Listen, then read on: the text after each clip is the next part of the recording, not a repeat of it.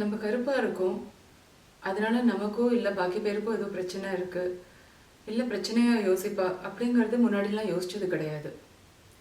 நல்ல ஃபேமிலி, நல்ல childhood friends, இப்படியெல்லாம் போனது தான் என்னோடய சைல்ட்ஹுட்.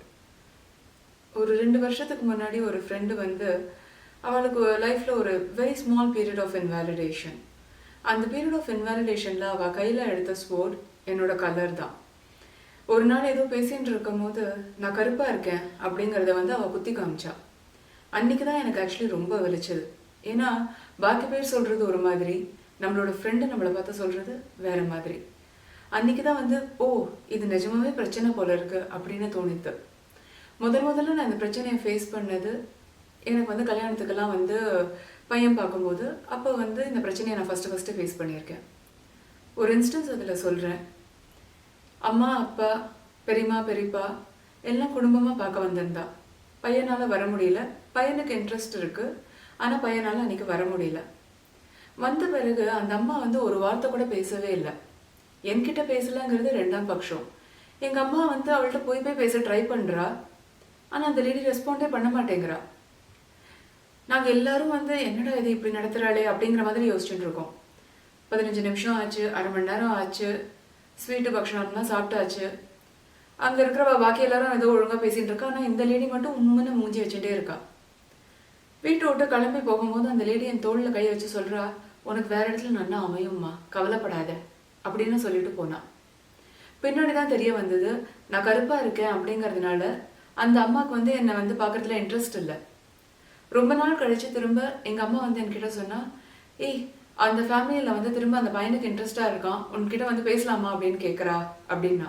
நான் சொன்னேன், இல்லைம்மா, அவள் அம்மா ஏற்கனவே நம்மளை எவ்வளோ மோசமாக நடத்தியிருக்கா. என்ன நடத்தியிருந்தா கூட பரவாயில்ல, என் அம்மாவை அவ்வளோ மோசமாக நடத்தியிருக்கா. எங்கள் அப்பாவுக்கு எங்கள் அப்பா அவளோட அப்பாவோட பேசின்னு இருந்தா. ஸோ அது சுமூகமாக போயிடுது. அப்போ கூட எனக்கு படலை நம்ம கருப்பாக இருக்கோம் அதனால பிரச்சனை இருக்குது அப்படின்னு. அப்போவே எனக்கு ஆக்சுவலி புரிஞ்சிருக்கணும் இதனால பிரச்சனை இருக்குது அப்படின்னு. ஆஃபீஸில் நடந்த ஒரு இன்சிடெண்ட்டை சொல்கிறேன். நான் வேலை மாற்றமாக்கி ஒரு இடத்துல போயிருந்தேன். அங்கே போயிருக்கும்போது ஹார்ட் ஒர்க்கர், எனக்கு ஒர்க் பண்ணுறது ரொம்ப பிடிக்கும். அதனால் நான் என் மேனேஜர்கிட்ட போய் கேட்டேன், சார் ஏதாவது வேலை இருந்தால் சொல்லுங்கள் sir, I will do it அப்படின்னு. ஐடி இண்டஸ்ட்ரி தான், ஆனால் அந்த இண்டஸ்ட்ரியில் கூட ப்ரெஜுடிஸுக்கு ஒரு பயஸே கிடையாது, அது எல்லா இடத்துலையும் இருக்கும். அப்போ அவர் என்கிட்ட சொல்கிறார், ஓ அப்படியா, நேம் போர்டு மாட்டணும், எல்லாரோட கியூபிக்கலுக்கும் போய் நேம் போர்டு மாட்டிட்டு வா அப்படின்னார்.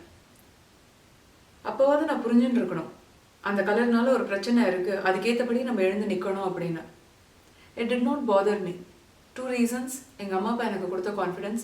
செகண்ட், எனக்கு என் மேலே இருக்கிற நம்பிக்கை. ஹேவிங் செட் தட், இப்போ ப்ரெஜுடிஸ் இருக்கிறவ எல்லாரையும் நம்ம எடுத்துட்டோம்னா அவ மேலே தப்பு இருக்கா, நம்ம மேலே தப்பு இருக்கா? ஆப்வியஸ்லி அவ மேலே தான் தப்பு இருக்குது. உங்களுக்கு அப்படி பிரச்சனை இருக்குது அப்படின்னா நீங்கள் தான் கேமை விட்டு வெளியில் போய் உங்களை சுதாரிச்சுட்டு உள்ளார வரணும். உங்களுக்காக நாங்கள் வெளியில் போயிட்டு வெயிட் பண்ணிட்டு இருக்க முடியாது. அதே மாதிரி நம்ம கலரில் இருக்கிறவா, அதாவது any range of brown or black இருக்கிறவா அப்படி நம்மளை யாராவது பார்த்து கிண்டலாக கூட சொன்னால் கூட நம்ம ஒத்துக்கிறது கொஞ்சம் ஸ்டாப் பண்ணிக்கணும். ஏன்னு சொல்கிறேன்னா, அது அவளுக்கு ஒரு ஜோக்காக தெரியாது. அவளுக்கு அந்த ரியலைசேஷன் கூட இல்லை மற்றவாளுக்கு அது புண்படும், இல்லை அது ஒரு வெப்பனாக யூஸ் பண்ணலாம் அப்படிங்கிற ரியலைசேஷன் கூட அவளுக்கு இல்லை. ஒருத்தர் ஓ நீ கருப்பாக தானே இருக்க அப்படின்னு சிரிச்சுட்டே சொல்கிறேன் அப்படின்னு சொன்னான்னா, மைண்ட் யுவர் பிஸ்னஸ், இந்த மாதிரி பேச உனக்கு ரைட் இல்லை அப்படின்னு நம்ம தான் கிளியர் கட்டாக சொல்லணும். அது நம்ம கையில் தான் இருக்குது.